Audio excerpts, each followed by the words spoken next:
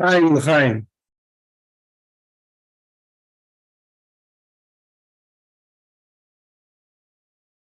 Good evening, sitting,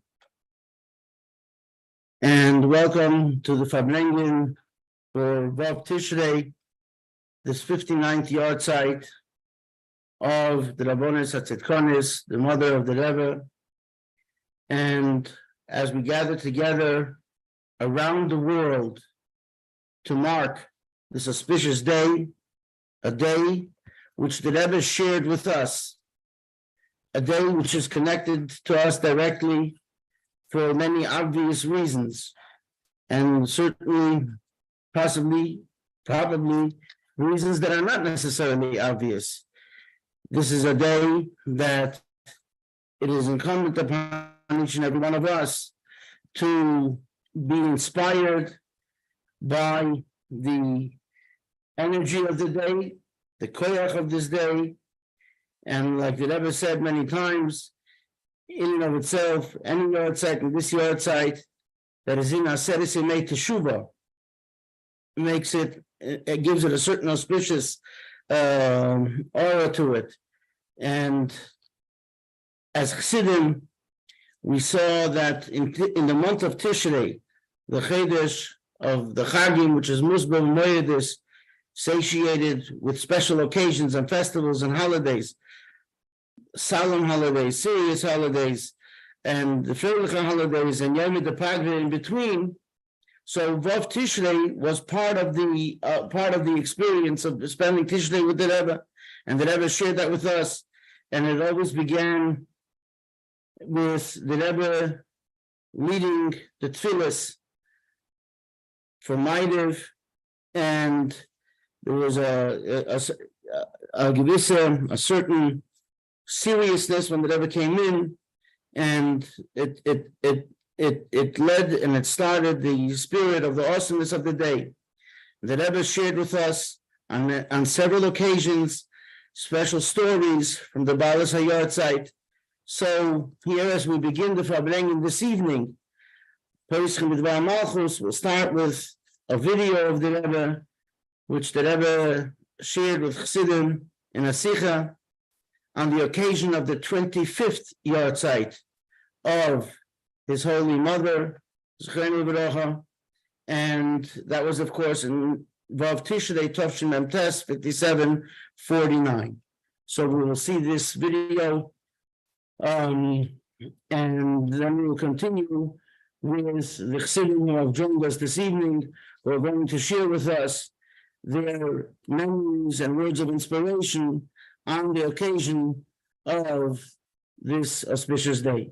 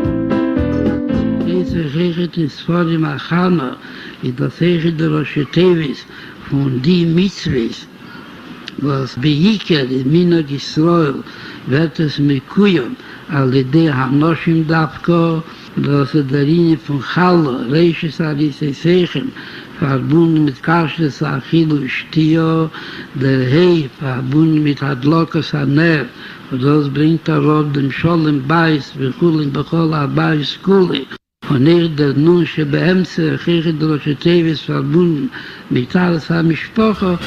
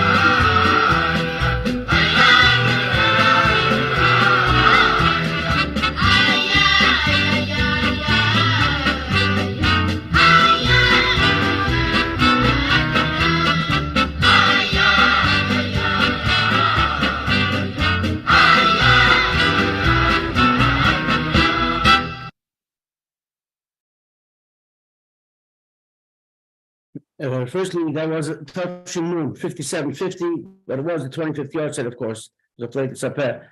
In that Sicher, the Rebbe also shared some tidbits about his mother, and I just want to share a little bit before we'll hear from Rabbi Schapiro, Rosh Yeshiva from Miami, Yeshiva G'dayla. The Rebbe said that, and it's important as Chassidim, especially our generation, most of us, whoever's younger than 59, didn't see her. And even those who might be 65 or 6 or 7 years old, whatever they were. So, we'll hear from some of the elder Chassidim shortly. But it's important, there are so many resources available to learn from her persona, to learn from her Mesiras Nefesh, and to understand a little bit who she was and this important part of the home where the Rebbe grew up. So the Rebbe said in that Sicha that his mother used to, in those days, there was no WhatsApp, and there was no email, and there was no fax machine, and they didn't even have a decent mail system, but there was mail.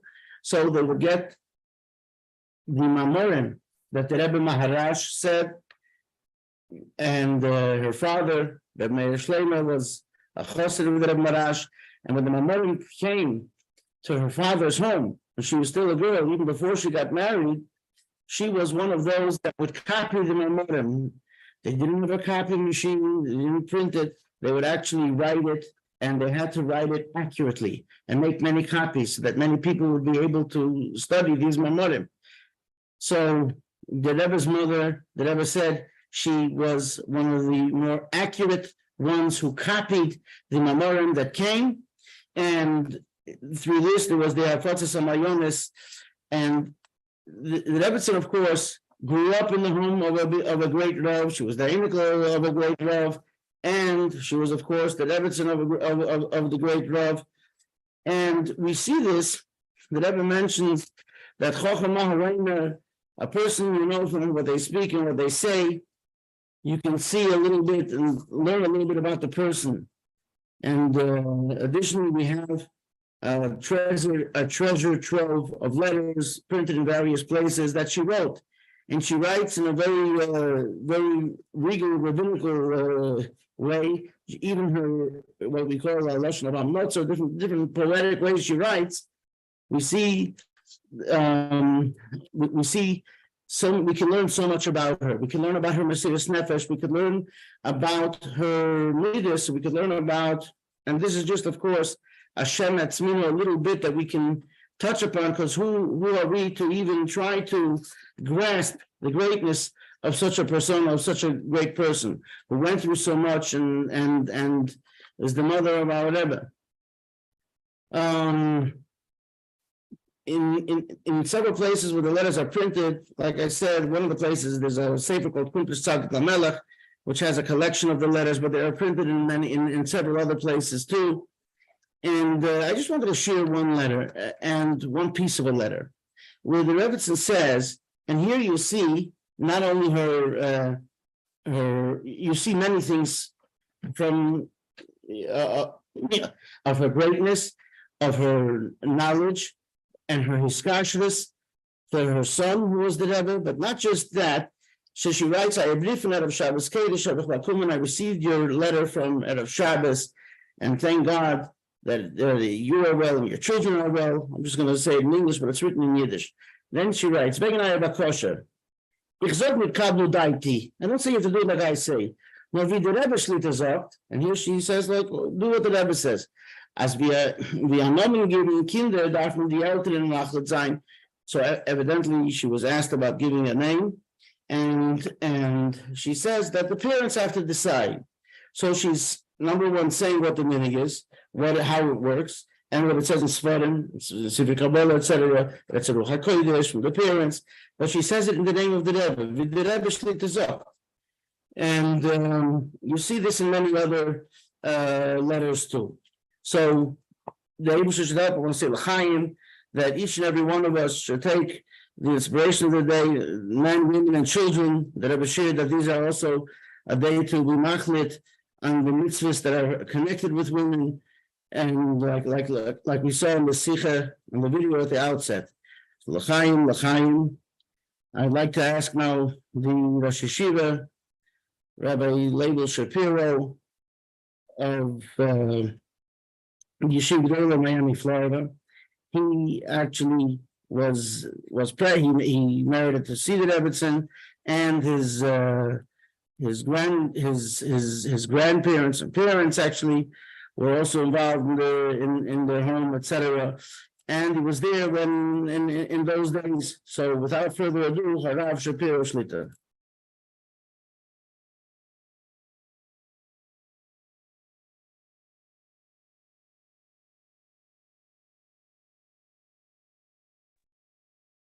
Can you hear me? Yes. Yes. Okay. So l'chaim, l'chaim,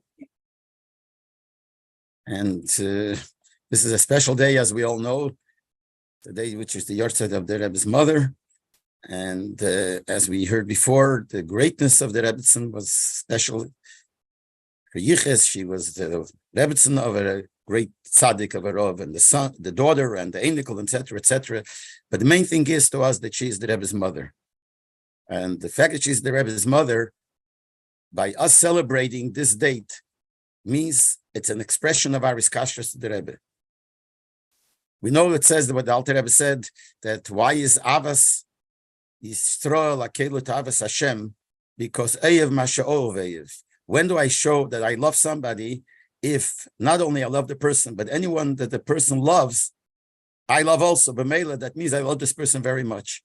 Since this is a special day by the Rebbe, it's the Rebbe's mother, so certainly we celebrate that. That shows our special connection to the Rebbe. And that's the main thing by us. Her greatness is nothing to talk about for sure. This is great. And I heard even from my Zayde, and I heard from my mother, who knew her from Katrinaslav, as you just heard. But the main thing is she's the Rebbe's mother. And basically what we're doing is we're celebrating this and thanking her for giving us the Rebbe. I remember once when I went to Vechom, so I went to the Rebbe's father. So on the way, I asked one of the people in the plane, I said, why are you going? He was a Russian, came from Rusland. And he said, I'll tell you why I'm going. I'm going to tell the Rebbe's father, Yashikeach, thank you for giving us the Rebbe. So I said, yeah, that's a very good thing, that you're going to tell him, thank you for giving us the Rebbe. We know that in the Living Torah that we saw this week, where the Rebbe spoke, we heard the Sikha that the Rebbe speaks about Asher Yeladete, that Rebbe Mezake said about Rebbe Shuban Chananya, when he spoke his miles, he said, Asher Yeladete. He spoke about all the 5 Talmidim, and the Maila, he said that Rebbe Shuban Chananya is lucky, is the one that gave birth to him. And the Rebbe explained how that is a Maila in the person, in Rebbe Shuban Chananya, because he's giving the Shvach at Rebbe Shuban Chananya. But what was the Shvach? Asher Yeladete. Lucky is the one that gave birth to him. That means that he followed the footsteps of the one that gave birth to him. So the Maila is on the one that gave birth to him, but the Maila on him is that he followed the footsteps. And the same thing we could apply here also. Asher Yeladete, that the Rebbe's mother, she gave birth to the Rebbe. So she gets a thanks for them, and she also gets a chelik in raising the Rebbe. Even though we know a Rebbe is a Rebbe from Sheishish to Mebreishish, the Rebbe is the Rebbe from Machshavak Dumadak. But nevertheless, there's work that's put in. Work of the person himself, the Rebbe himself, his Avedas Hashem, but it's also the parents that have a chelik in raising the child. So they have a chelik in raising the Rebbe to the Rebbe was. I remember once by Farbrengen when the Rebbe spoke, I think it was about me, Yehudi, or maybe about the Shtochim, I don't remember at this moment exactly. And people tried to pressure the Rebbe, and the Rebbe said, no one's going to pressure me, nothing's going to happen. And he used the Lashon, Nit avdemet mir gehodevet shver, und nit avdemet mir gehodevet tate. My father-in-law didn't raise me for that way, and my father didn't raise me that way. So he expressed the fact that his father had raised him. And we know, Taka, that for many, many years he learned with his father. After he learned with my Zayta for quite a few years, 4.5 years, then he had another Malamed for a year, and then the whole time he learned with his father. So his father has a chelik definitely in what the Rebbe was. And the same thing with the Rebbe's mother. She raised him. And the Rebbe explained to many Farbrengens, the mile of the mother in the raising. That's even greater. When the Rebbe said, the Sikha that we heard on the Living Torah this week, the Rebbe said, that there were some mothers who, when they put the baby to sleep in the crib, they would sing this song that Sido Hedoshenges and Sido Mandlen, aber Teire is the best as Chere. The Rebbe said this a few times. And one time I remember when the Rebbe firtu ist, mit dem Nigen seinen geboren geworden, or I remember the Lashon, he said, Ausgewachsen, Gdele Yisrael. And it was quite a few times. The Rebbe mentioned this more than once. And you could feel, no one could say for sure, you could feel that the Rebbe was referring to his mother. That she, when Zitam Farvigt, she sang with this Nigen. And that put into, the Rebbe said into the children, put in that, from when they were small to that feeling of Teire is the best of Chere. So definitely, she has a chelik in raising the Rebbe. And b'meila, she has a chelik in the Rebbe to us. And therefore, to us, when we celebrate Vov Tishrei, the Yahrtzeit of the Rebbe's mother, this is something that we're doing to connect us to the Rebbe more, because the Rebbe's mother is the mother of the Rebbe. And if we celebrate that, and it's a day that the Rebbe has Yahrtzeit, and by the Rebbe, this is a special day, is by us, and she has a chelik in what the Rebbe is, that's a fact. Now, I was thinking maybe to even mention some of the zechreinis of what happened Vov Tishrei Tovshin Chafei. Remember, I was a bocher then, and a bocher involved in all the inyonim, mele. So I remember very vividly what took place then. Someone told me that they heard these last few days on the WhatsApp came out that some of the zechreinis that I once said over about this, so maybe people heard it already. But I will say bekitzer, not to repeat things that people know already, but what took place then, Vov Tishrei Tovshin Chafei. So I remember that Rosh Hashanah, when the Rebbetzin did not come to shul, we know she used to come to shul, to Farbrengen, to davening. She had a special place. That time, the shul was still only the first part of the shul. The big shul downstairs in 770 is made in 3 sections, 3 times. So the first section was then, Tilt of Shemchei was that first section. So that time, she had a place right in the front and a special chair, and she would sit, and she was able to see the Rebbe by davening, see the Rebbe by Farbrengen. And that Rosh Hashanah, she didn't come because she didn't feel good. And then when it came Shabbos, we heard that Shitaka didn't feel good. I'm not going into the details. The one that was with her came to 770. Anyway, the bottom line is there was a Farbrengen that Shabbos was Shabbos Shuvah. There was Farbrengen. I remember that Farbrengen very clearly. The Rebbe spoke and he cried a lot. He spoke one of the Yonim. He spoke as Vanechi Haster Aster Pona Bayemahu. The posik it was Pasha Vayelech. So he spoke about this union and he cried. Vanechi Haster Aster. There is a Hester Ponim in the word of the Baal Shem Tov. There's a Hester B'Teich Hester. It's a very big hester, but all that comes from a neichi, and he cried, and you could feel, we knew all that his mother is very sick, and you could feel it. I remember in the middle of the Farbrengen, Dr. Zelikson came over to the Rebbe, and I was able to hear, not clearly, but more or less of what he asked the Rebbe. He said to the Rebbe, how long would the Rebbe Farbreng? And the Rebbe said till, I think he said 5:30. And he said to the Rebbe, too late. You can't Farbreng, that's long, because of his mother. So the Rebbe said 4:30.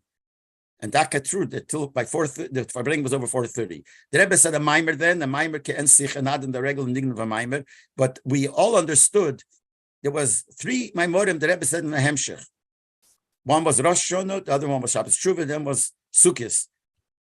And it would seem that the Rebbe would want to say the mimer because the other 2 mimorim were regular mimorim. But it seems like because Dr. Zelikson said to the Rebbe that he wants the Farbrengen should finish earlier, the Rebbe said it in the Maimer and Sicher, and it was part of the Hemshech. And then after the Maimer, I think the Rebbe spoke about Vayelech, that the Targum says on Vayelech, where did the Moshe Rabbeinu go? It's a Vayelech Moshe, where did he go? He went the Beis Sulfan at the Beis HaMedrash. And the Rebbe said that from here we know that wherever you do, you have to first go to the Beis HaMedrash to learn, which means if you have something to do, you have to ask Karov. And this was basically a hachana to the whole week of the Shiva, because every time something came up in the middle of the Shiva, the Rebbe asked Vos Zoktarov to ask Karov what to do. The Rebbe could pass himself, but he said Farbrengen Barov, and it was all based, we could see based on what he said by the Farbrengen, but Negei Vayelech Moshe. Remember that the Farbrengen finished 4:30. Interesting enough that when the Rebbe would, at those years when he would finish Farbrengen on Shabbos, he would go upstairs to his room for a moment and come out to Mincha upstairs. And after Mincha, he would go back to his room. And after he would go out of his room, he would stay there for a few minutes, walk outside with his coat, because Shabbos the Rebbe always wore a coat. He never wore the Zaydin Suk outside. It's up to Kabbalah. You don't wear Zaydin Suk outside on Shabbos. He would go with his coat in the middle of the summer. He would go with the coat. The Rebbe would go out of his room, go down the steps, and on outside, after the steps, by the sidewalk, on the right side, the women were standing, the left side, the men were standing. And the Rebbe would obviously turn left, he would go home. This time it took mamish seconds from when the Rebbe went into his room from Mincha, came out in seconds. I remember he came out, his coat wasn't even buttoned because he didn't get a chance to button it. Walked down the steps very fast, and instead of turning left, he turned right.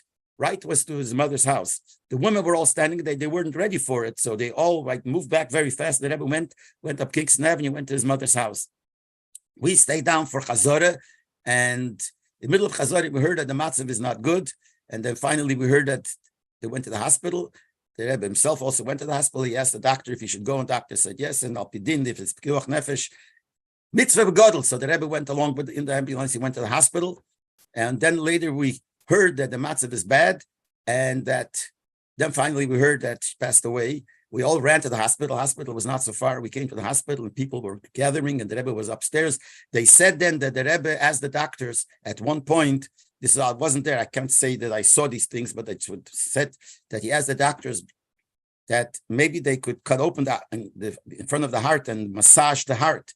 And they said to the Rebbe, it's too late. And the Rebbe turned around and looked at the window the whole time. And some people tried to tell the Rebbe that he brought challah through a goy, because he hadn't washed it. He made kiddush by the Farbrengen, hadn't washed yet. And the Rebbe said, is there anidas b'Shabbos? And the Rebbe said, Vu is a rov, neither a rov to pass. And so someone said, Ein anidas b'Shabbos. The Rebbe asked him, are you a rov? And finally, the Leibel, the Rebbe did not eat. But he made kiddush and ate mezainas. So Mistam is Yahrtzeit of Shabbos with that anyway.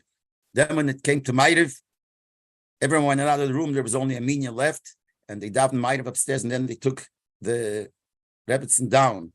And the Rebbe saw the Bochum there pushing. The Rebbe was very upset with the Bochum, I have to say that. And he looked back. All the Bochum felt so bad because the Rebbe was mamish saying, "No Hanan, was tut the Bochum do?" And he said, "Was stupt man sagt, sie nicht Farbrengen." And I remember when the Rebbe came down, they brought the Rebbetzin down. There was a station wagon there, and they put her into the back of the station wagon. The seats were down. They put her in the station wagon. I was standing not far. I made all emes as chatoya and maske. The Rebbe said, "Was tun Bochum do?" But I was standing there on the side, and I saw myself that they asked the Rebbe, "Wo will the Rebbe sitzen? Where does he want to sit in the car?"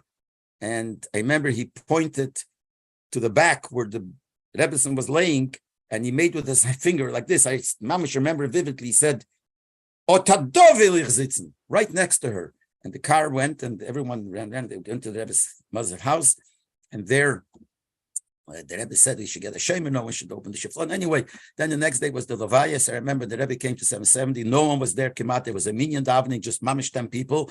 And most people were waiting by the house for the Levaya to start. I happened to be there, one of the people by the minyan. The Rebbe came out and said Kaddish. And he said Kaddish before the Levaya. So from there, we know for sure that that's the minhag to say Kaddish before the Levaya.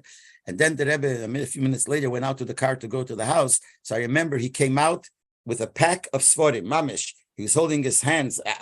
It looked like 10 svarim they was holding. He went to the car and went to the house. Then they went to the Levaya. And they came to the Levaya there. The Rebbe was standing, and they put the body in, and someone said there is a plastic, a klionke, that has some blood on it, and they have to bury it. Where is it? He couldn't find it. And the Rebbe said, where is it? Why? Let someone go find it. And the people were pushing. The Rebbe said, no one moved. And the Rebbe, with his hand, said, he'll make a seder. And he started pushing people. He didn't touch anybody. Everyone moved away. But then the Rebbe said, so let someone go. Maybe in the car it was left. And no one moved. So the Rebbe turned himself when he was going to go. And by the time he passed the oil, they started screaming that they found it. And then the Rebbe said Kaddish, and the Rebbe went home, and then started in of Shiva. And Shiva, I was there inside by a lot of the people who came into Shiva. I happened to have the schus to be standing aside and hear what they were talking about. I was there when the Satmar Rebbe came, when the Munkash Rebbe came, and a lot of Rabbonim, the Rebbetzin Rebbe, the Rov came, and they all. One of the things the Rebbe wanted is to daven, go to the mikveh before Mincha and Erevim Kippur. And he tried to get a heter, and Rabbi Rivkin was the one that gave him the heter, and the Rebbe said, then Rabbi Rivkin was standing outside, and any Rov who came, he said, the Rebbe will ask you if you're allowed to go to the mikveh before Mincha, tell him yes. And some people came, he said, some people made sense, some people wouldn't because they weren't ready for it. Anyway, and then this was Shiva was over. And after that, was when the Farbrengen started being every Shabbos. We know that the Farbrengen, that year, every Shabbos was Farbrengen, because those years the Farbrengen was only Shabbos and Vorchim or Yom Pagre, but not every Shabbos. But this every Shabbos. We knew about it a little before because Rabbi Weinberg wrote to the Rebbe that he's planning to get 15 more minutes every Motzei Shabbos, besides the Tanya that he spoke, to give over a Sikha from the Rebbe, L'Zecher Nishmas, the Rebbe's mother. So, and he wrote, he doesn't have the money for it yet, but he's going to do it. And the Rebbe wrote that this is Machazik by me, the Svarat, if I bring every Shabbos. And when they gave the money, the Rebbe wrote he's going to pay for half. So then we know that the Rebbe is going to bring every Shabbos that year. And then the main thing that happened from then on is something which made a mamish, a revolution and everything, and that is the Rasha Sichas. The Rasha Sichas started that year. Every Farbrengen, the Rebbe said a Sicha Rasha, and the first whole year there was a first Rasha, the last Rasha. Why it was, we don't know. Some people say that it says in Svarim, I don't know if it's true that learning Rasha is a zgula for Aliyas Neshama, for Zeicha Neshama, something it says about it. And from then started the Rasha, and Taka the Rebbe spoke on Rasha a whole year. And then he stopped because it was specifically known it was because of the year of Avelis. Now, the connection, like I said, we don't know exactly, but it was the year of Avelis. But then somebody wrote, Mr. Waldman wrote into the Rebbe that why did he stop? So from Parsha Shmei, Tovshin Chavov, the Rebbe started saying Rashas again. So this all was a hemshech to the union of the stalkers of his mother. And he spoke many times about his mother, and especially Vov Tishrei. I just want to say over a few things that from different few Farbrengens that the Rebbe, from Vov Tishrei, and the Farbrengens that the Rebbe said. Now, there was a Farbrengen every year on Vov Tishrei. This was Tovshin Chav Hei, when she passed away. Tovshin Chavov, Vov Tishrei was Shabbos. So it was a Farbrengen anyway, it's a Shabbos Shuvah. If I remember correctly, I don't think the Rebbe spoke about his mother at all. We didn't know, Take, if the Rebbe is going to Farbrengen every year on Vov Tishrei. Vov Chofov, we knew the Rebbe Farbrengen every year, but Vov Tishrei, we were not sure because we didn't know. Because Tovshin Chavov, when it's the first Yahrtzeit, he didn't make a fuss over it, so we weren't sure. But during the end of Tovshin Chavov, that's when the Sefer HaMenhagim came out. And the Sefer HaMenhagim, I remember I saw the Sefer HaMenhagim even before it came out. I saw the proofs. My Groner showed me then because certain things he was talking to me about. So I saw there, it said there that on Vov Tishrei, the Rebbe Farbrengs every year. It was just Tovshin Chavov, the end of Tovshin Chavov. So we understood that there's going to Farbrengen every year. And Tovshin Chav Zayin, the Rebbe Farbreng on Vov Tishrei. From then on, every year, the Rebbe Farbreng Vov Tishrei. And on Vov Tishrei, he would usually connect to his mother. He would speak a lot about the Yahrtzeit of Chana, which is something Bechlal that the Rebbe would try a lot on the Yahrtzeit of Chana Rosh Hashanah. Those that remember, what I'm speaking is all from the Chovs, from the years of the Chovs, not... and maybe in the beginning of the Lameds, I'm sure people from the later years know you more because I wasn't there too much in Rosh Hashanah. But those years the Rebbe would cry a lot. Even before Tovshin Chav Hei, I remember the Rebbe cried. And he cried by those words when it says, El anar hazeh ispalolti, the Rebbe would be mad, El anar hazeh ispalolti. And also, and when it came to the words there that she said, V'nosata la'moscha zera anoshim, v'nosativ l'Hashem kol yomov. So that the Rebbe stressed. And the Rebbe cried. So we saw that the Rebbe connected it to his mother, to Chana, his mother, the name Chana, and to the child of Chana. And what it says there, she said, when Asatif la Hashem kol yomov, actually that was exactly what's in the sky by the Rebbetzin, that this is what that she gave him over Lashem kol yomov, and this was the Rebbe whose kol mitziyus is only in the Asatif Lashem kol yomov. That's the whole mitziyus of the Rebbe. And a lot of credit the Rebbe gave her, and we know that she does get credit for it because she's the Rebbe's mother. She raised him as a mother raises him. And then other Farbrengens, like in the Farbrengen of Tovshin Chav Zayin, Vov Tishrei, I just want to mention, that's when the Rebbe started Keren Chana, if I remember correctly, it's so many years ago, started Keren Chana. And also, the Rebbe spoke about Miriam Bas Bilga, then that Farbrengen, which is also B'nai the Jewish women. And then there's something interesting that the Rebbe started. Then the Rebbe spoke B'nai then, this was Tovshin Chav Zayin. No, this is Tovshin Chav Ches. I'm going to say now, Tovshin Chav Ches.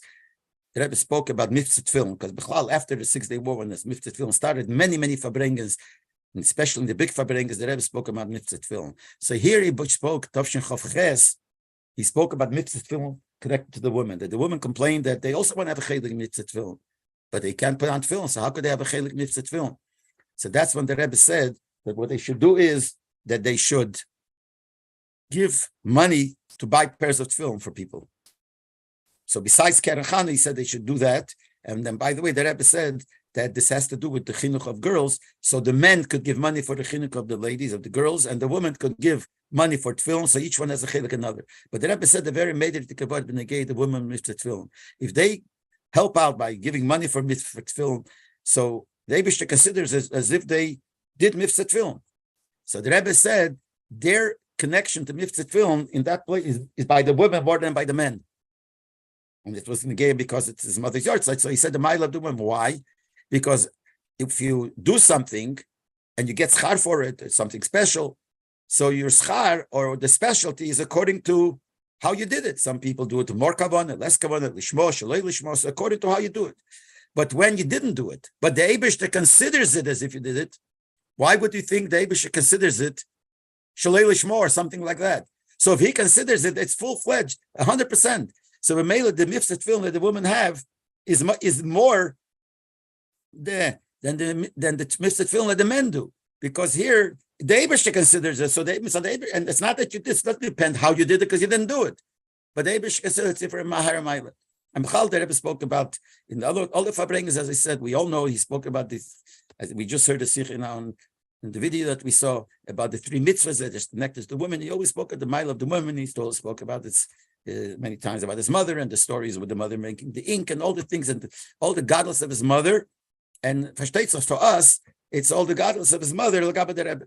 And it's a time to take a lesson from the Rebbe and the inyan of kibbud aim, kibbud av aim. The kibbud av aim of the Rebbe is ein l'shayr ve'ein l'tayr. The kibbud av and kibbud aim, and even after the stalkers of his father and the stalkers of his mother, by the Rebbe, this was still kibbud aim. Because I remember the Rebbe once said, Benigei kibbud av, it was by the Seder Pesach, he said that people should eat with a knife, because the Mukach writes that reminds you of the Zayar where it says that says that when you eat, it's bread. When you eat bread, it's you eat with. You're fighting with a sword. You're fighting the klippos. So if you use a knife, it reminds you that you're fighting the klippos. And the Rebbe says he himself does not eat with a knife. Why? He turned around to the bochrim and he said clearly. I was standing right in front. He says, "Why doesn't he eat with a meser? Because my father didn't. Why didn't his father eat? He said, because if you eat with a knife, you have to use both hands. And my father did not want to eat with both hands. Why? Because Erev Yom Kippur, it's a mitzvah to eat. So he wanted to show it's a mitzvah. He used both hands. So a whole year, he didn't want to use both hands because he wanted to make a difference that Yom Kippur should be nikir that he uses both hands. And then the Rebbe said, I do the same. And so by the Rebbe, kibbud av, kibbud aim is so important. And for us to take a lesson from where the Rebbe, kibbud aim, they say that once one of the Shamshim HaKodesh brought the Rebbe's mother's shoes, I think, to the Rebbe's room, like to change it, to have it in Matzin Kippur, I don't know exactly. And asked the Rebbe, where should I put it? And the Rebbe, that's what the story goes. The stories that I wasn't there, I didn't see, I just heard this. So the Rebbe pointed on this desk of his, he said, Otado, here, put it down. The shoes, put on the shoes on the table with the svarim, because to the Rebbe, his mother's shoes was holy. It's his mother's. And it's a part of a mitzvah kibbud aim. So we have to learn from the Rebbe this inyan of kibbud aim. So this is the inyan that has to do with Vov Tishrei. And just by the way, I could mention some of the people when they were Nachum Ovel the Rebbe. I heard, for instance, when the Munkacher came in, so I stood there and the Rebbe turned around. He was a young man then, and he sat down. And the Rebbe looked at him, and the Rebbe turned around to Rabbi Groner, and he said to Rabbi Groner, he said, I don't know how he knew. Obviously, he knew that this is him.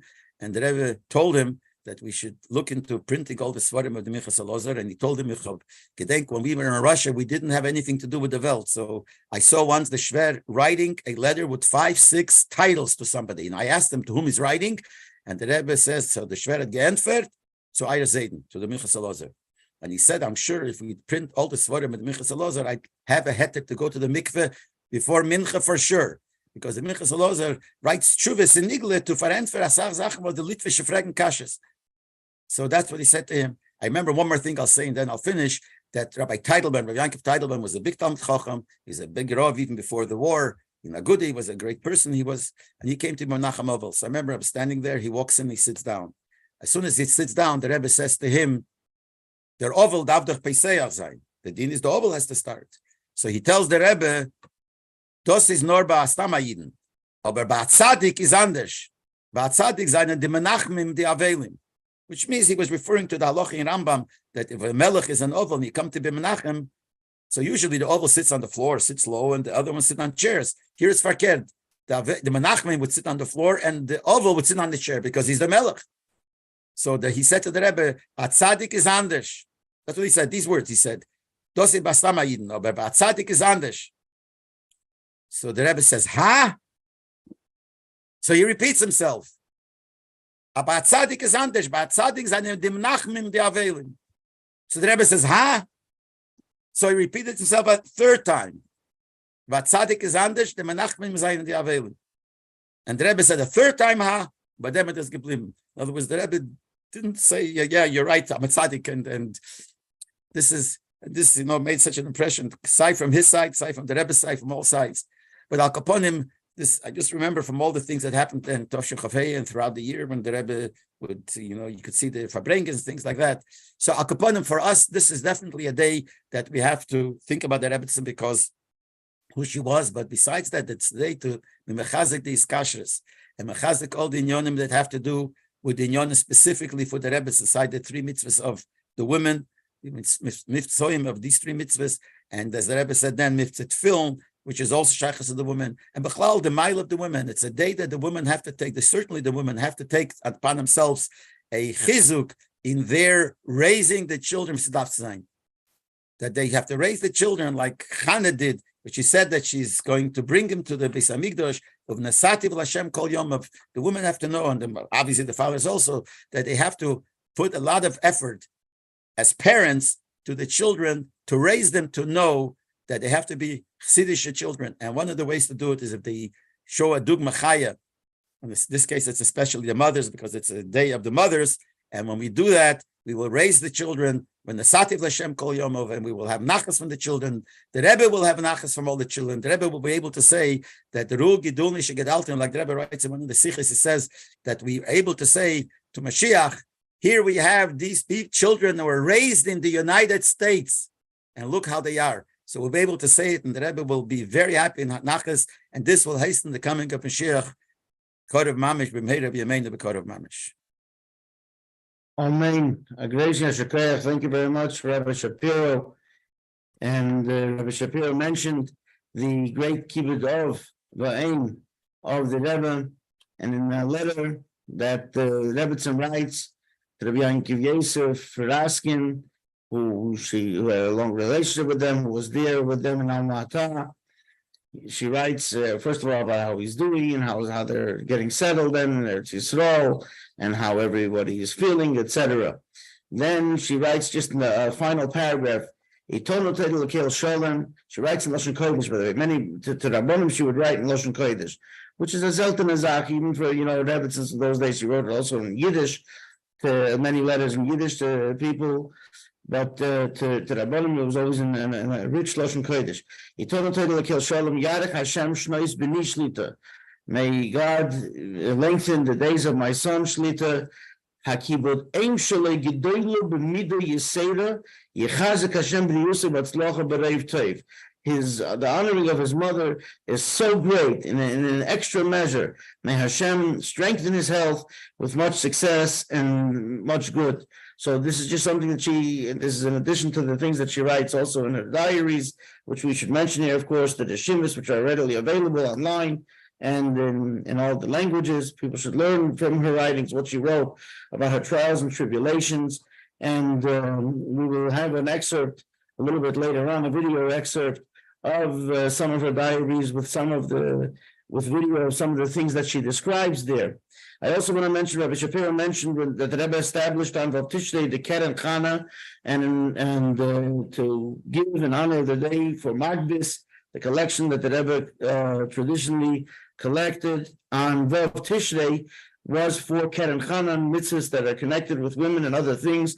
And it's very simple to donate. You just go to Keren Chana, KERENCHANA.com. And that'll take you straight to the Magbis of Vov Tishrei, where one could donate, and I'm sure they'll put it in the chat to see that. Before we hear from Rabbi Levitin, who was also a colleague of Rabbi Schapiro, who was also there in those years, we're going to just see a short clip of Rabbi Yankiv Yehuda Hecht, Zechreinu L'Bracha, and he was actually speaking in front to children in front of the Rebbe, in the presence of the Rebbe at a rally. And you'll see in middle, if you look carefully, you'll see in middle the Rebbe actually wipes his eyes.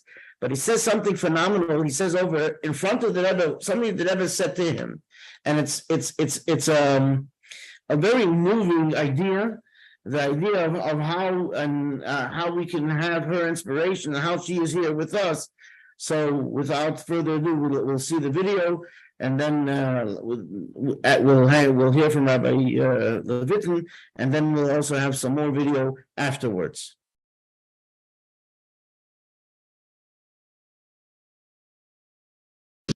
I had the great chus to know the Rebbetzin, the Rebbe's mother. I wasn't smart enough to understand every time I went into the Rebbetzin how to evaluate those precious moments when I had the chus to sit and speak to her. And when she told me so many very different things, and many times we spoke about the Rebbe soll gesund sein, and we spoke about the Rebbe's father's Yahrtzeit of Rebbetzin Chana. They were great moments. Today I regret that I wasn't smart enough, that when I had the chus to go into the Rebbetzin, to remember every word that she spoke to me and perhaps to mark it down. But what could I do? I was much younger and I didn't have any brains. I didn't understand where I was going and with whom I had the chus to be sitting. 20 years since the Rebbetzin is not here with us on this world in body. But in spirit, she is here. I just want to tell you something that I once had with the Rebbe.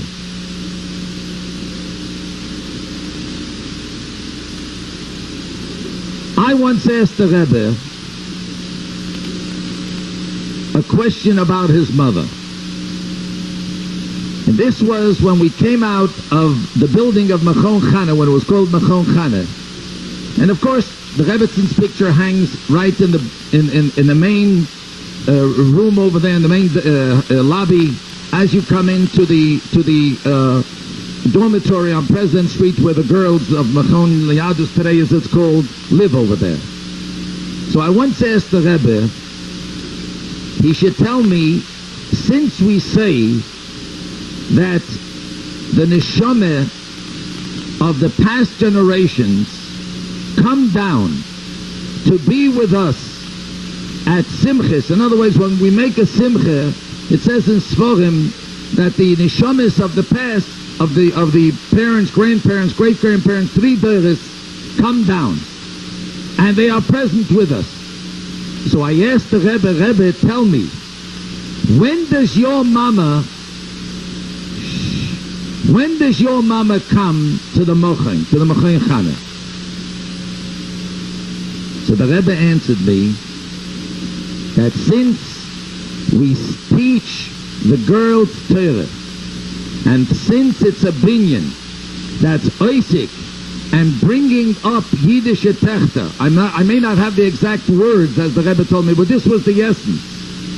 Then he said, my mother is always there. Is my mama allemol dort.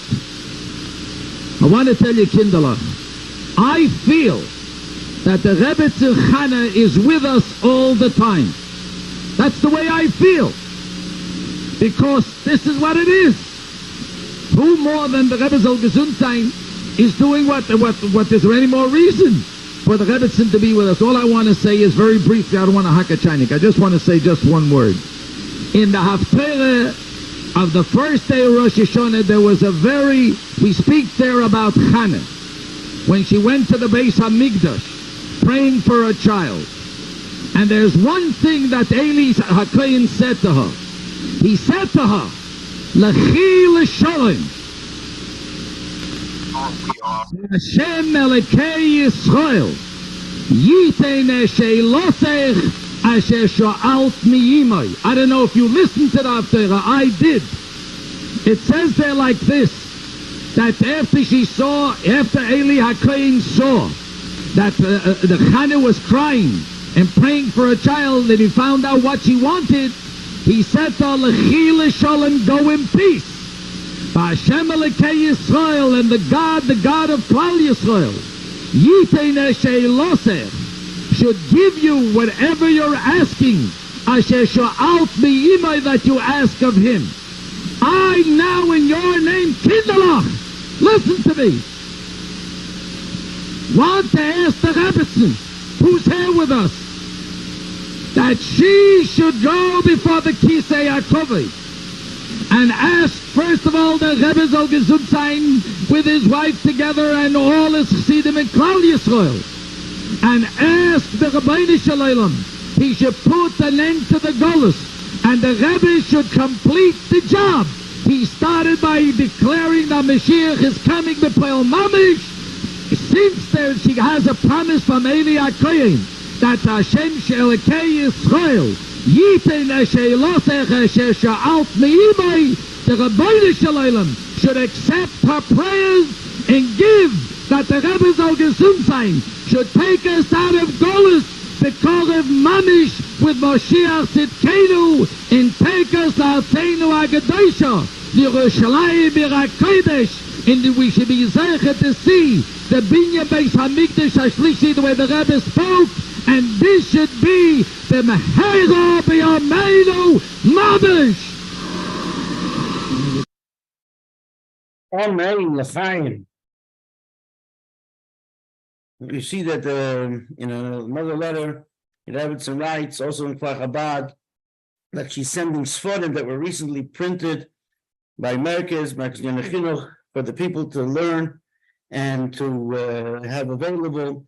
So she was involved also, of course, in the Fatas Hamayonis, and she writes that she has hana, she has pleasure from hearing from the people who emigrated to Eretz Yisrael, and especially to hear the good things about the people who she spent time with in the DP camp in Parking. It's also all well documented, the tough state that it was in when she had to escape from Russia, and the Sholom, on the transports, which transported people with passports on the name of Polish citizens, etc., which now is not the time to go into the story, but she's recalling this. And also the people who she spent time with in Alma Ata at the later part of the Rebbe's father's life, and how they emigrated, and she was very happy to hear that they were in Eretz Yisrael, but she sent them svarim that they should be able to learn. So without further ado, I'd like to call upon Rabbi Sholom bar Levitin to head shliach in the state of Washington and Pacific Northwest to continue Farbrengen with us and to share with us words of his experiences and inspiration in relation to the significant and auspicious day of Vov Tishrei. Rabbi Levitin.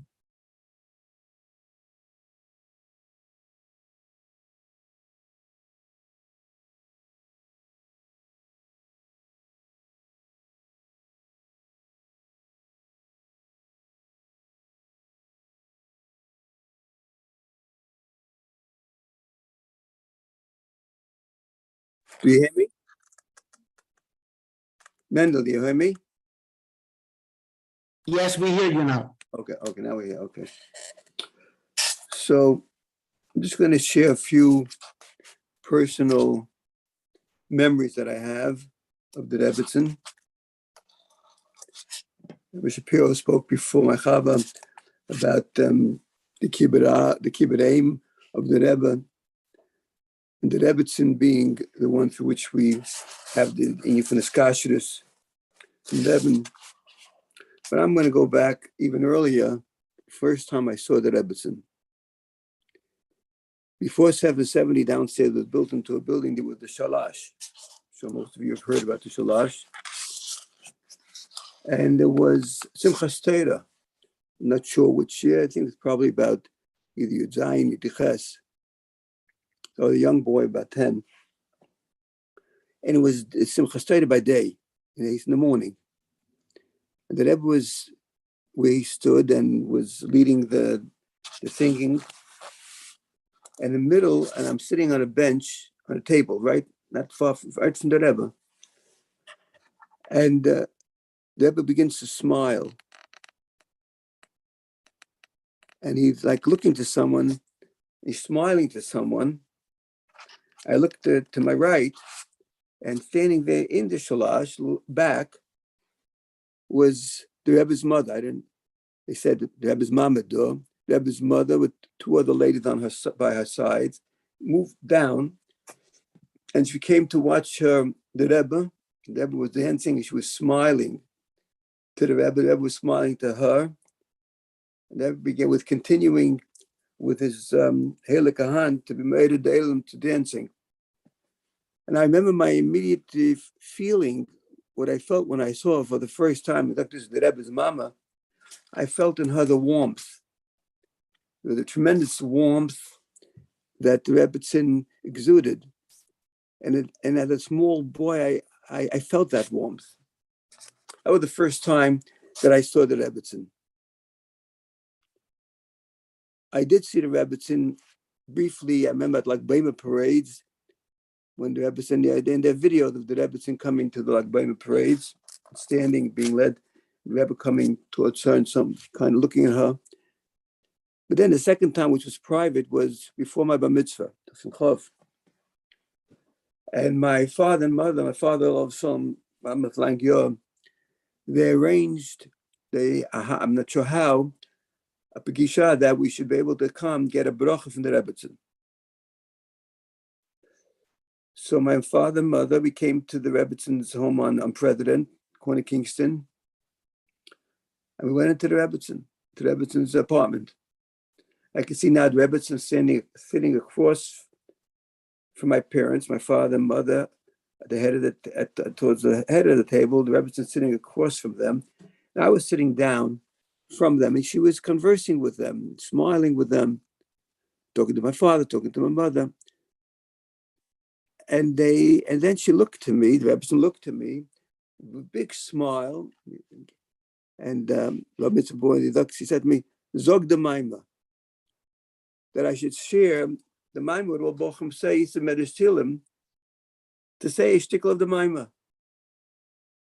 And she was so warm and so smiling that I felt comfortable in her presence, that I felt comfortable to say a part of the first us of the Maima.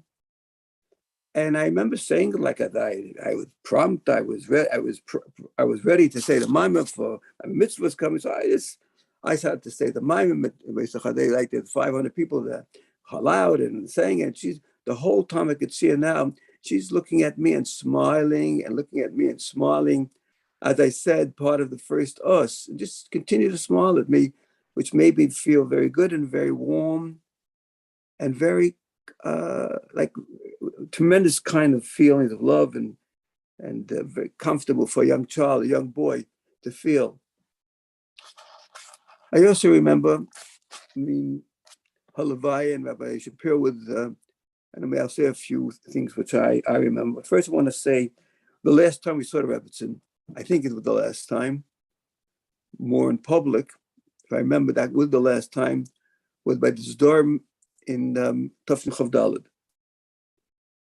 So those who know, the Rebbe was upstairs, and where the Frierdiker Rebbe lived, and the Rebbe led the Seder, and in the other room, the door was open, sat the Rebbetzin and others, our Rebbetzin and other women. And the Rebbe walked out, and we were dancing, and we went downstairs, and the Rebbe walked down the steps, and we continued to dance in the hall, and with a heavy dance. And I was kind of standing on the side, and with the Rebbetzin Chana is walking down the steps. And she walks down the steps, and she's smiling to us, and everybody, the Vechom, something the light, it's packed there. And she knocks on the Rebbe's door. The Rebbe's door for the Halak, the Rebbe's holy door, to the Rebbe's holy room. And she's knocking hard. And I have that image right now that I'm talking to you, that the Rebbe opens the door and sees his mother and gives such a smile to his mother. And she's standing there smiling to the Rebbe.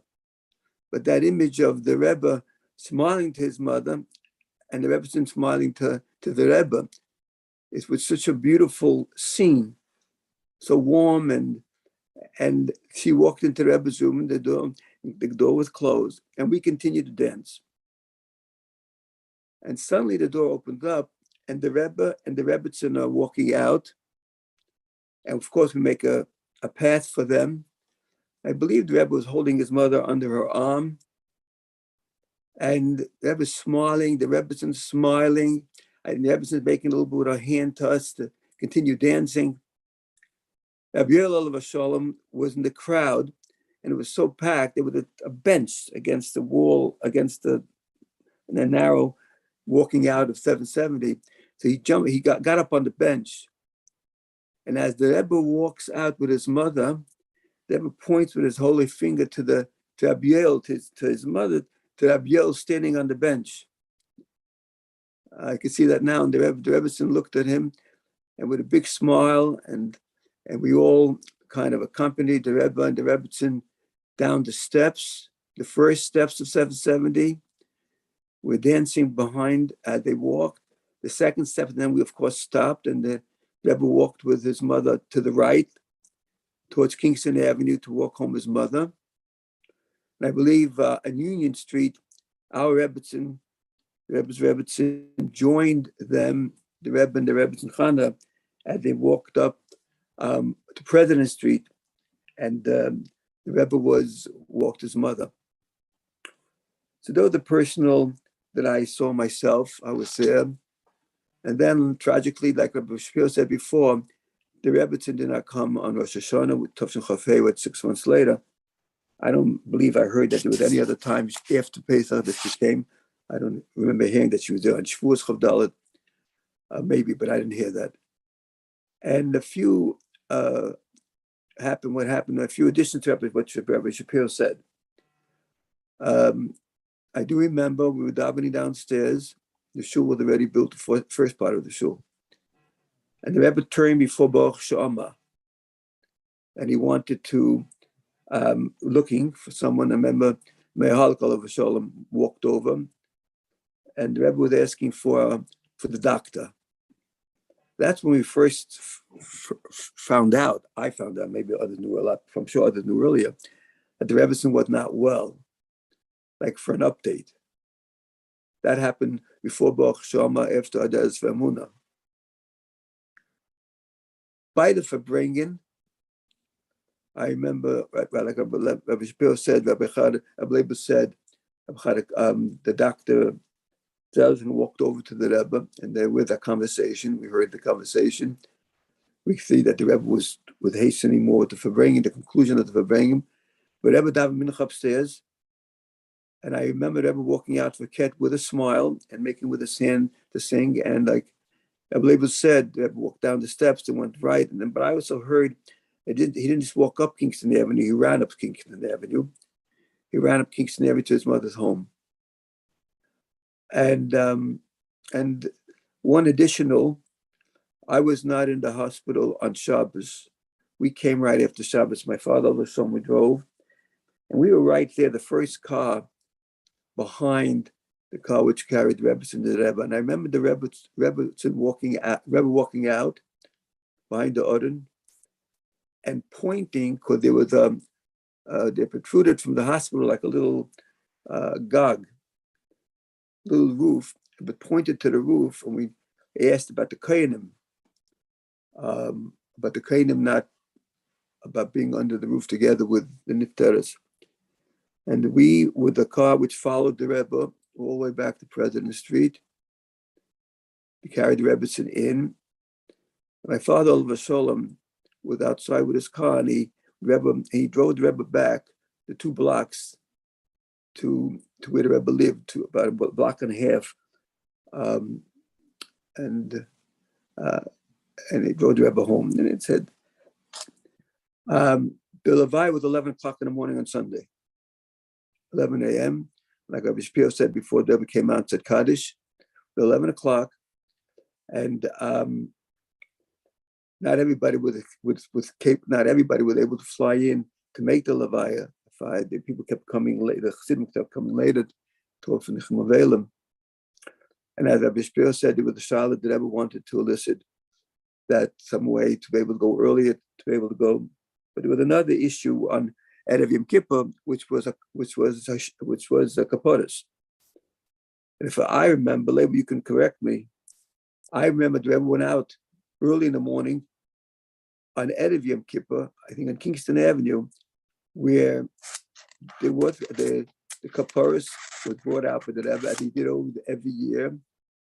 And the Sheikh Rabbi Kalmanson gesprochen early in the morning that the Rebbe did go out of the house with the kapara, and that there was the traditional kapara process. That's how I remember that did happen, even though it was B'tech Shiva, the kaparas did happen.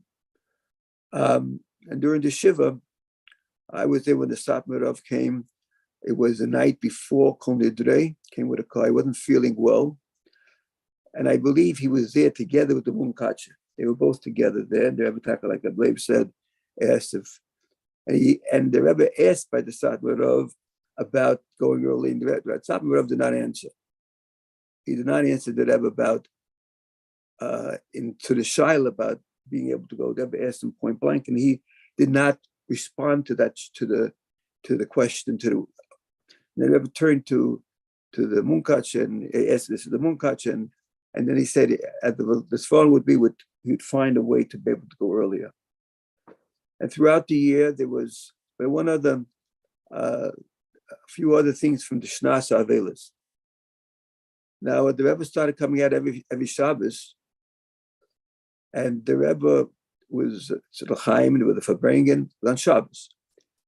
And we were singing loud and trying to elicit from the Rebbe and make it more freilach, that the Rebbe usually make with his hands, and somebody in the gun even stand up. The Rebbe was like, didn't respond, would sit, as much as we danced and as much as and the Rebbe did not, until, if I remember right, Rabbi Leibel, you can correct me, I think it was Pasha's Shemeis, I think it was. The digging was that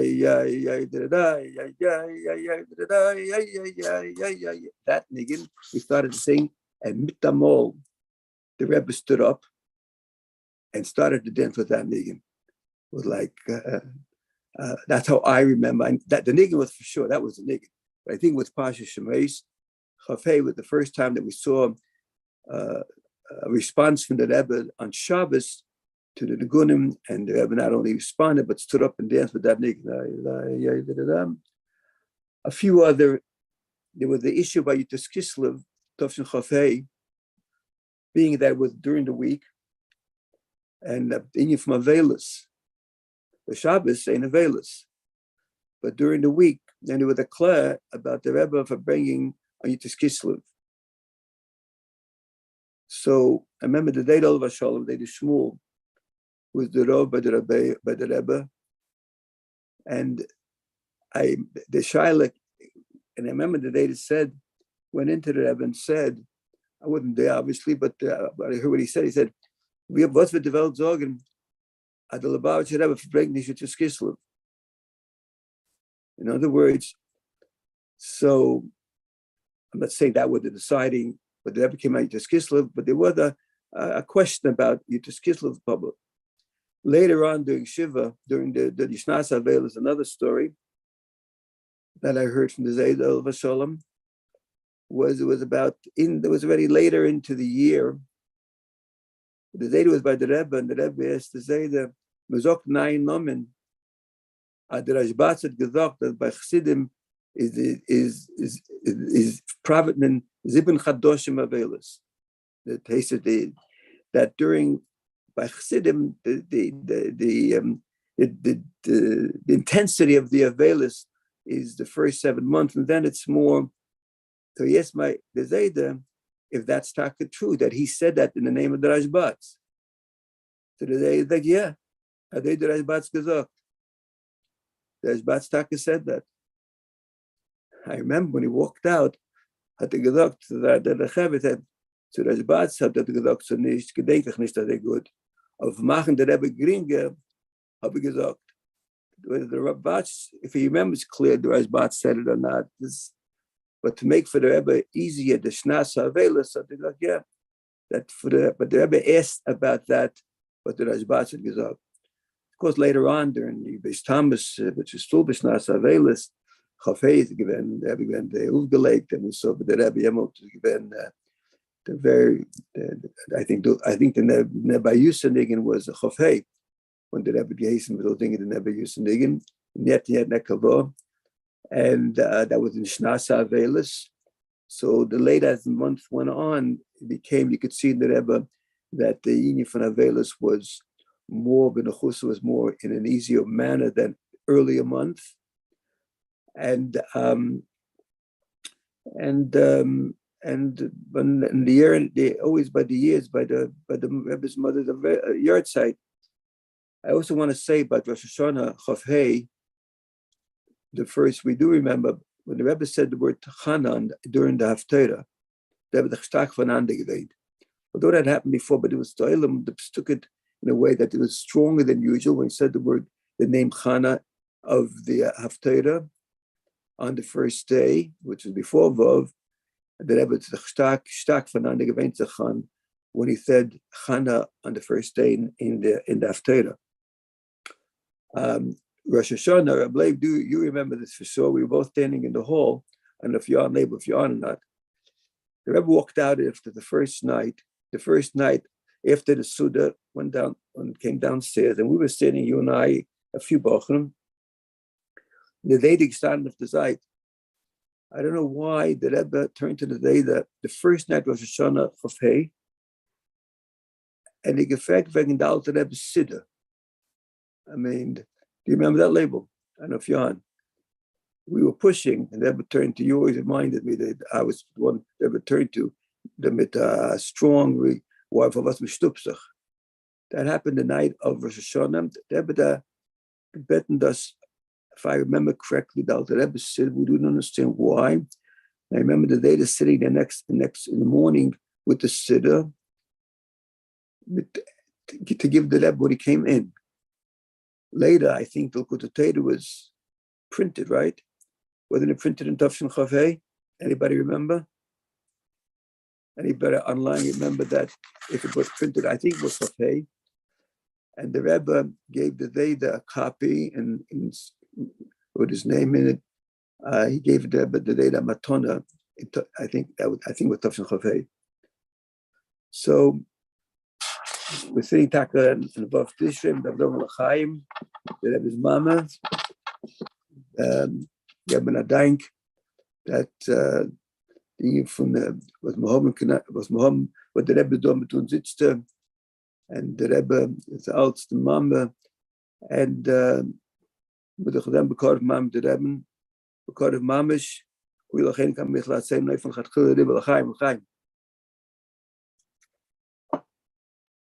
L'chaim, thank you very much, Rabbi Levitin. Indeed, the Likutei Torah was printed in Tafshin Hashvi'i, and there was the Rebbe asked Chassidim to Mishtatif. I believe there was 10 Chassidim in Mishtatif, and there was a Hakdosha of the Rebbe's mother, and the Rebbe himself gave a Hakdosha, and he gave all of those 10 Chassidim who were Mishtatif a copy of the Likutei Torah with an inscription, a Hakdosha, thanking them for sponsoring the Likutei Torah. That year, I believe also the siddur that you're referring to was also printed, I believe, to the best of my recollection, also in Tafshin Hashvi'i. Additionally, the Rebbetzin, she actually did come to Shul Tafshin Hashvi'i on Rosh Hashanah the first day, but the second day she wasn't able to come. And actually, I believe Rebbetzin Sternberg went there as a girl, etc. So shortly we're going to see the video. I wanted to just share also a short story. My father was wrote an article for many years in the Jewish press called "We Travel to Educate" about Mekashlichas and about stories of Miftzayim, as it were, in those days.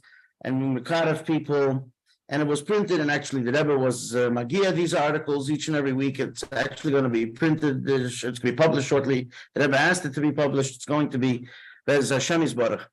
But one time after my father was and my mother's were already here on Shlichus in the early Chofs, they went once and they had also a meeting with Rebbetzin Chana, and she asked my father, "What's the geschehen with the article? What happened with the articles? Why aren't they being published anymore?"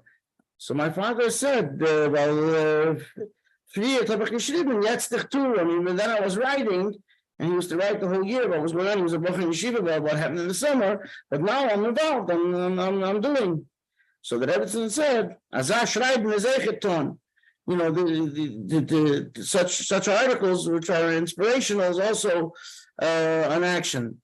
My mother actually told me once when the Rishimas had come out, and the Rebbetzin writes there the story that the Rebbe jumped in to a body of water to save a child who was drowning, etc. So I was all excited. I hadn't heard the story, and I was on the phone with my mother at that point, and I told her about the story.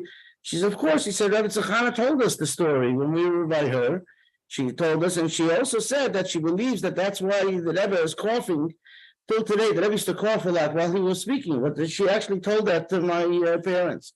So anyway, without further ado, there's a series of videos that were recorded in Chile, which is a city where the Rebbe's parents were in Golos for over 4 years, and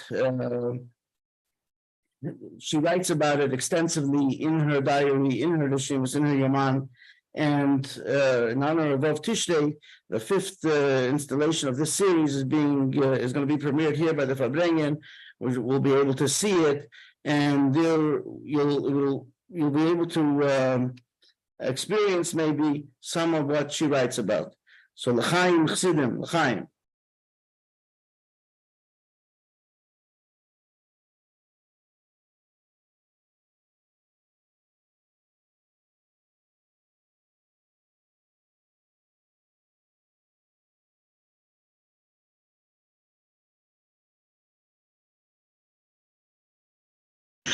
The public school in Chile, perhaps the most unlikely place that the Rebbe's mother would visit. However, in her struggle to translate a precious telegram written in English that she received from her beloved children, the Rebbe and the Rebbetzin, already living then in New York, she minced no effort in locating a school teacher who knew English to help her. Gleich haben wir geheißen telegrafieren unsere Adresse, in welchem wir haben in ein paar Wochen herum bekommen ein Telegramm, was wir haben der Sinn nach Sime, Mendel Musja. Es geworden eine Sache lichtiger in der Egen. Wir haben aber nur verstanden die Wörter von der Sime. Aber dem ganzen Inhalt von dem Kabel haben wir nicht gekonnt die englische Sprache verstehen, was dort ist geschrieben. Ich bin auch selber, was haben gelernt auf Institut von ausländischen Sprachen, aber nicht Englisch. Das hat genommen eine Woche und ich habe auf dem gedarft gehen 4 Kilometer zu Fuß gewöhnlich, bis ich habe gefunden eine Lehrer von der School, was hat mir mit Anstrengung dem Kabel kein mehr gelernt. Etwas der Herr der heimischen nannten Keul, was hat uns sehr gefällt.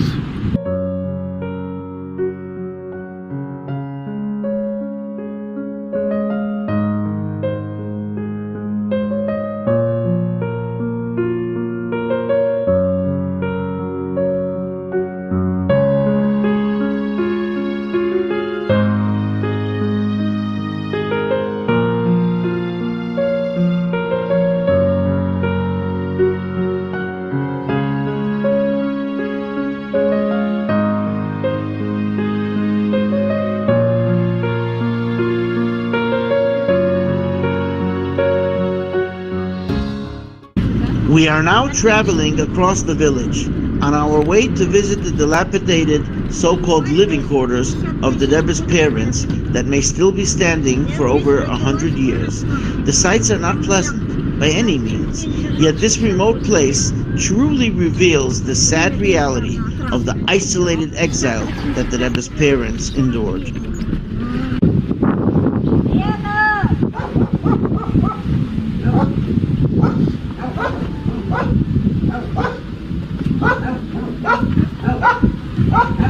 look where. Okay, let's go. She doesn't Let's look at it. agree.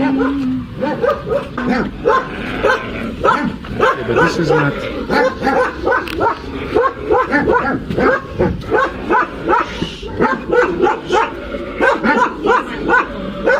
What is it? We have arrived at the mud hut. Oi, where the bitter reality hit us like a ton of bricks. Small, cramped, stuffy. The heat, it's absolutely stifling. You simply can barely breathe. The roof, flimsy and made of dry straw. The ceiling short and the windows small. The plain room is tiny, with no running water or electricity. It is more precisely a prison cell.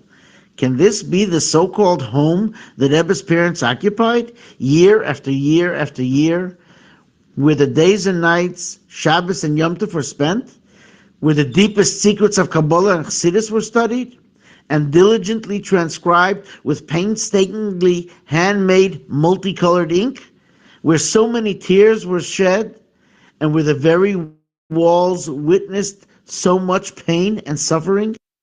Der Zimmer, wo wir seinen angekommen, ist gewesen bei einer Familie von einer Tater, welche ist bestanden von einem Mann mit einer Weib, mit einer kleinen Schotz von ein paar Jahren. Reinzugehen zu sich im Zimmer, hat man gedacht durchgehen auf Vaterhaus, welcher ist gewesen nass von Koit und dunkel von Flieglach. Und danach hat man gedacht durchgehen dem Zimmer von den Balabatim, das heißt dem Schlafzimmer und Esszimmer. Bald habe ich gebracht ein Scheinig und auf angeklebene Spendlach habe ich abgesotten Tee. Zu trinken die Wasser vom Glas hat man gedacht warten, bis die Wasser wird sich abstehen und die Samt vom Glas ist geblieben auf der Dno. Später hat man sich dazu zugewöhnt. Nur dem ersten Mal macht das sehr nicht keinen guten Eindruck. Beim Trinken die Tee ist die Goye mit dem Kind gesetzen dabei und kein Tier zumachen dem Zimmer ist nicht gewesen. Material zu reden und zu erzählen einem dem Zweiten ist noch ein Jahr gewesen genug. Derweil ist schon gekommen in die Nacht und man hat gedacht, trachten wegen Abruhen sich ein bisschen. Die einzige Beleuchtung, was wir haben gehabt, ist gewesen von einer Sort kleinen Leuchterl angefüllt mit Bäumel. Abgegessen Abendbrot und besorgt sich mit einer Kriegel Wasser in der Früh. Was ist gewesen von den größten Sachen? Ich habe verhangen die 2 Fenster, mit was ich habe gefunden von den Sachen, welche ich habe gebracht, und gewollt machen Ruhe. Hat sich angefangen als Sedre mit die Flieglach, eine Sort Beißenisch. Trotzdem allem ist man ein bisschen von deswegen eingeschlafen euch. In der Früh hat man sich aufgehoben und es hat sich angegeben für eine gewisse Seder Ayem, welche hat sich danach gefeiert als alle Tag.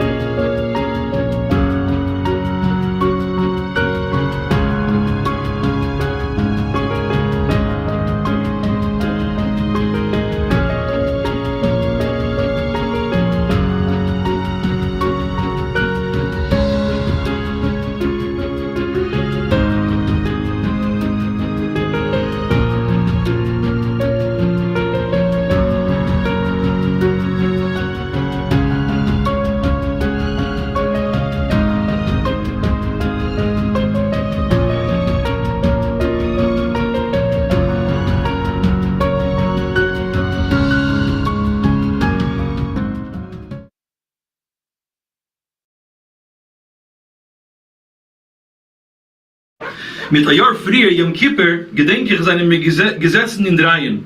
Der dritte ist gewesen der verschickte Eid, was es bei uns gewesen alle Yom Tov. Am Machzer habe ich gebracht von der Heim, der Tam, was mir hat gefehlt in dem Davenen, bin ich nicht Stand übergeben. Davenen, die haben mir gesehen durch dem Fenster, Chosch der Vorhang ist gewesen fest zugerichtet, als man soll gar nicht sehen, als ein junger Mann guckt rein in den Stub. Und gewöhnlich hat man sich erschrocken, öfter ist das ein Spion. Der Eirach hat ihm mehr gehabt reinzulassen in Stub, nur Ishi, Zecheni Levracha, hat abgespart die Tier und hat ihm geheißen reingehen. Das ist gewesen ein junger Mann, ein Reisgeschickter von Lite, wo seine Eltern sind nach hingekommen. Hat nicht gewusst, man hat ihn dort mobilisiert auf Arbeit. Wenn ist einmal gefahren mit seinem Fuhr, hat bemerkt, mein Mann, und hat gleich Macht gegeben, als muss finden, wo der Ried wohnt. Etwas hat gesehen in seinem Ponem, als hat erzählt, dass im Kippe wird kennenlernen, ihm sich auswähnen. Das ist gewesen mit der Woche früher, und vor der Zeit hat dem Adress gefunden.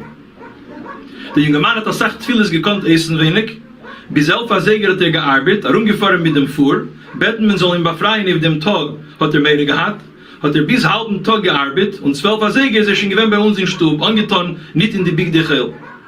In einer halben Stunde rum ist reingegangen nach Idiner der Schrockene, sie ist gekommen mit ihrem Mann von Nikolaev, sie hat sich bei ihm in der Wurst, dass wir wohnen da. Sie hat gewohnt 4 Kilometer von unserem Dorf. Der Mann ihr hat gesagt, als Gott kann sie tun mit Iden, will gar nicht davenen. Und die Frau hat gesagt, als sie will jetzt davenen mehr wie alle ihre Jahren. Ist sie gegangen als eine Strecke zu Fuß, die Iden hat gefasst gewöhnlich. Und sie hat noch mehr gehabt, fragen unsere Adresse, weil zugehen zu Arav und noch ein Verschickten dazu, hat man gedacht sein sehr vorsichtig. Sendig die Messive Missballim und die Bedingungen, jeder mit seinem verbitterten Herz, ich weiß nicht, was kann von Ersatzzubrochenkeit.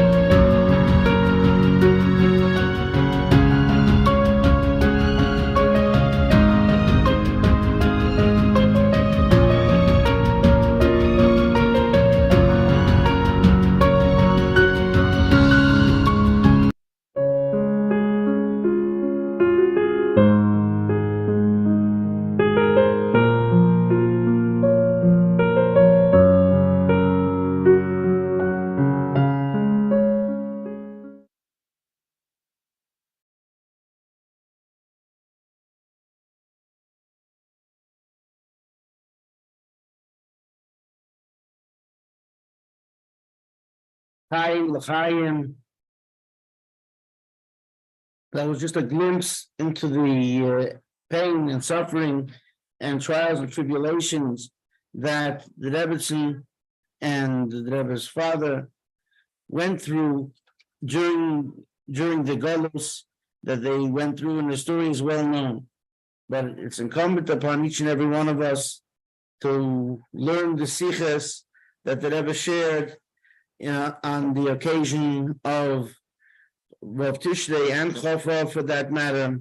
The Rebbe spoke many things about the Hafatzas Hamayonis, the Torah that we have today because of her Mesiras Nefesh and their collective Mesiras Nefesh.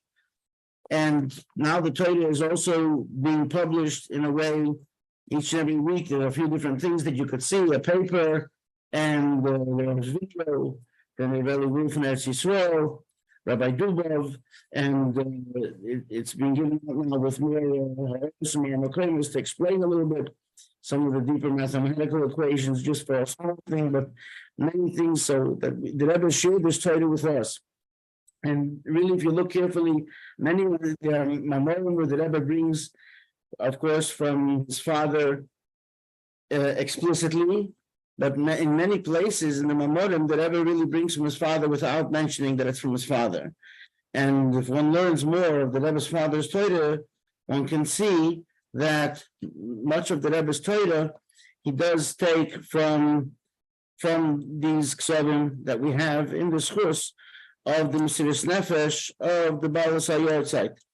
And this is all well known, but on a day like Vov Tishrei, it's a time for us to rededicate ourselves in a stronger fashion, in a way that we can each make it part of our life as a iskashus to the Rebbe, learning the Rebbe's Torah. And the Rebbe himself, the Rebbe said that he learned from his Rebbe, and the Rebbe said, I also learned from my father, and he even said that certain things, the Rebbe says, I do like I saw by my father, and certain things I do like I saw by my Rebbe, the Rebbe's father-in-law, the Frierdiker Rebbe. So each and every one of us as Chassidim has the opportunity to grow in our own hiskashrus, in the tayakite, in how dear it is that the Rebbe shared this with us. The Rebbe didn't keep it private, like Rabbi Schapiro said earlier. It's not just something that the Rebbe could have just had it privately, or whatever it was, but here it's something which the Rebbe actually shared with us, the stories, the Torah, and the Rebbe expounded on the Torah, and each and every Shabbos by the Farbrengen, in addition to the Rashi Sichos, which the Rebbe said in memory of his mother, from the time when the Torah of the Rebbe's father was actually published and printed, which is a story, of course, in and of itself. The Rebbe shared always a word from the Likutei Levi Yitzchak, from his father's Torah, on the Zohar, and the Rebbe expounded on that. That's also been published as the Biurim, but you see in each and every Farbrengen. And this is each and every Shabbos. It's not just, it was a regular thing that we knew. After the Maimar, after the first Sichos, there was, and the Rebbe did it, and of course, in his unique fashion, the Rebbe asked the questions on the Rashi, on the Zohar, if it was the summer, on the Pirkei Avos, and sometimes something else. And later on, the Rebbe would then go through the answers of the questions that he asked earlier in the Farbrengen. So this is something which the Rebbe shared with us in terms of it's the Rebbe's Torah and in the schools of the Baal Yahrtzeit. So l'chaim, we're now going to go to the part of the Farbrengen, as they say, which Chassidim can share something, and on Zoom there's a way to raise one's hand, and I see here Levitin who are here with us, and Chassidim Zol l'chaim on a day of Vov Tishrei, and Mizon Alehem a Chsima Teva and a Gemar Chsima Teva, a good Kiben Shtiyar, and Shevizeicha to have all the brachas.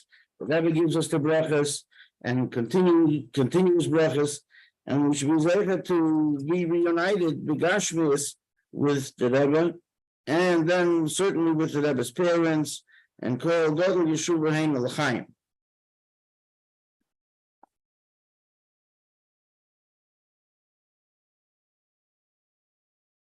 All the meaning by Chassidim is everyone in Trav is amigos, and everyone is humble, and but if somebody would share with us noch a word, a l'chaim, an inspiration, a story.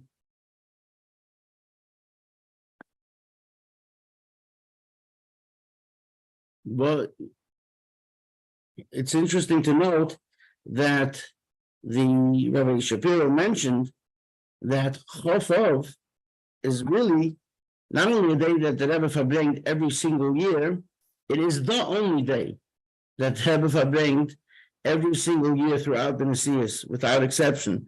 In other words, Yud Shvat was a Mov, there was on Friday, Farbrengt on Shabbos, or and the other days, but the day of Chafar, without exception, was the only day that the Rebbe always Farbrengen. And then subsequently, Vov Tishrei, like Rabbi Schapiro said, it even says it in the Sefer Minhagim that it's a day that the Rebbe Farbrengen. It's also a day that the Rebbe shared a hadran and he shared Matznigla. And Rabbi Schapiro mentioned earlier the on the 10th Yahrtzeit, the Rebbe spoke on the famous Sikha about Miriam Bas Bilga.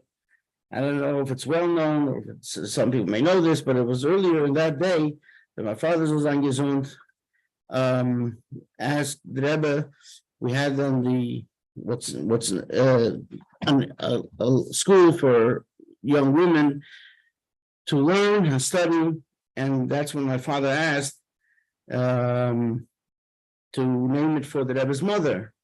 And that's when that day, earlier in the day, the Rebbe named in memory of his mother a moisa that teaches girls that were not educated in Yiddishkeit earlier in their life, and they were already adults, and they were just beginners and just starting out.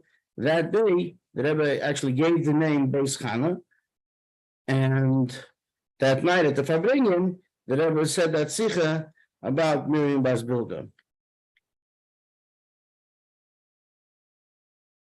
Rabbi Schapiro, maybe you'll share with us another word. You just unmute.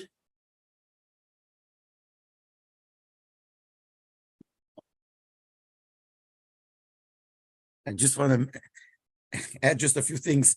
Rabbi Levitin said in the year of Avela, certain things that the one about Yud Beis Tammuz, the Rebbe said that when Yud Beis Tammuz happened to Frish Zion, there was a nigun that was sung, and he spoke about Net Nekavo, and the Rebbe said that who knows the nigun, and he tried. One person tried, it didn't go. Another person tried, it was a little bit different. Handel Lieberman saying there was a nuzol zanazei, but the Rebbe said then that I would really teach the nigun, but mitzad my matzav I can't teach the nigun. And that year it started that the Rebbe, every big Farbrengen in the week, the Rebbe said a siyum. It all came from when the Kislev, and he didn't want to Farbrengen.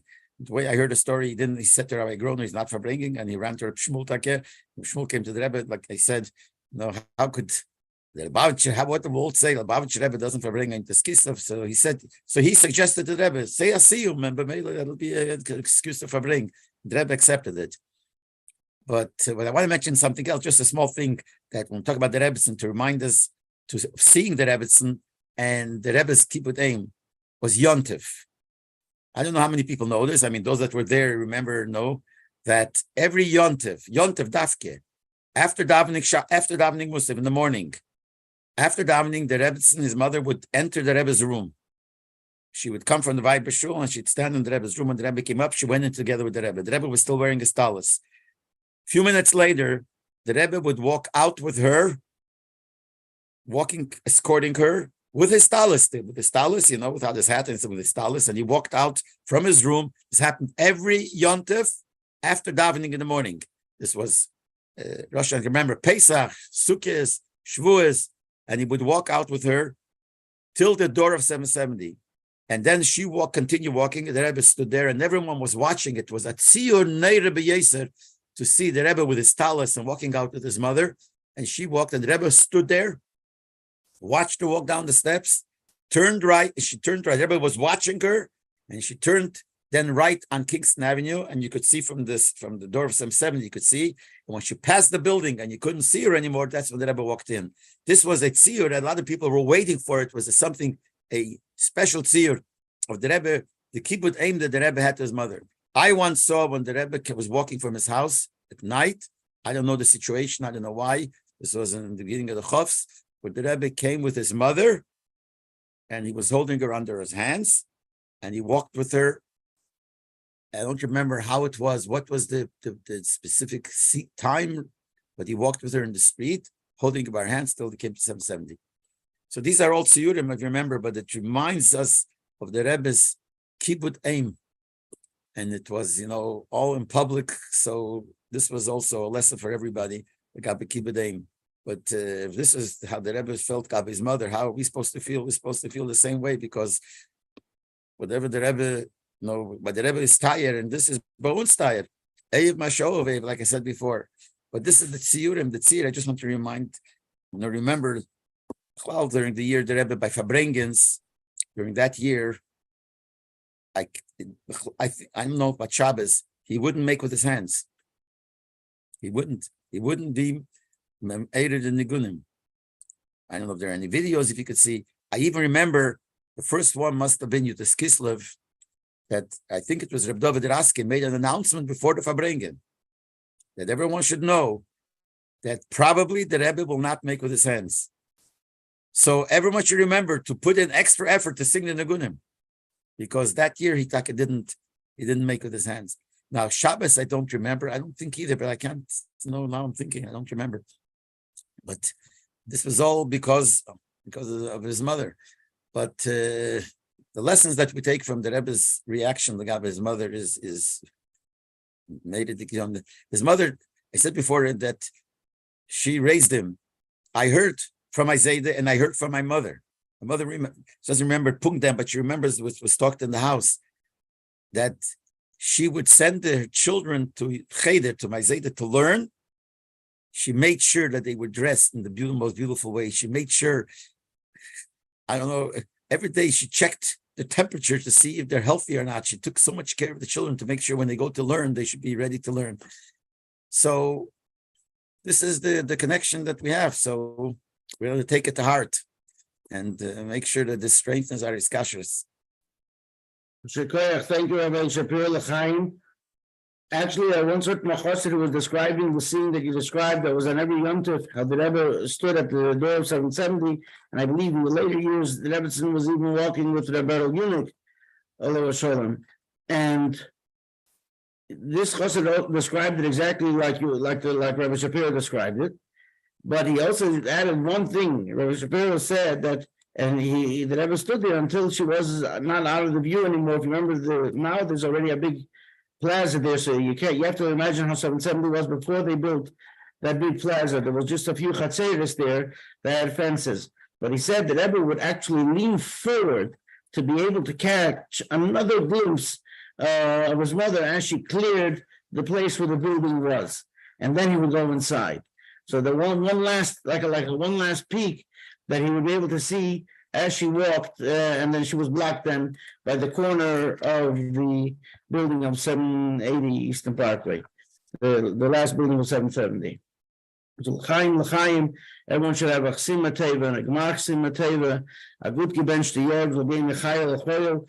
There's a reminder that we should also learn the Mishnayos of the name. It's available it's been published and it's passed around, and do the other minhagim.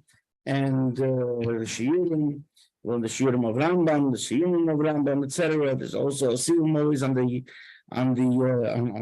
for those who can't attend siyum, and the mischazik in the shiurim that the Rebbe said and gave us, Shabbat Chol Nefesh, Pitas, and the shir that the Rebbe himself was misakin. The Rebbe's on takana of the Shleisha Prokim, and or Perek Echad or Sefer HaMitzvos, but to learn it and to do all the yonim that are mechazik in his kashrus, that strengthen our kashrus, to learn the Rebbe's Torah and all of its facets and all of its the letters, mamorim, sichos, etc. And with this will be zeicha to all of the things that were promised, and we'll have again a chsima teva and a gmar chsima teva,